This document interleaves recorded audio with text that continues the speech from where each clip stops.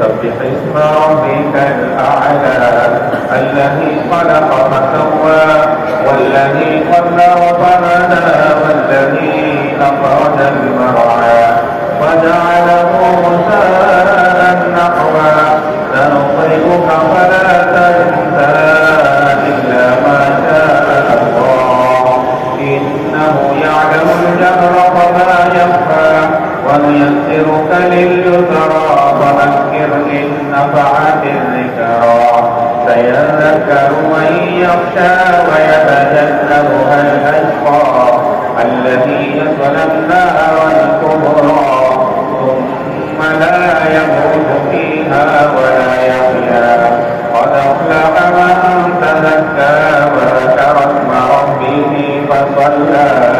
بل تؤثرون الحياة الدنيا والآخرة خير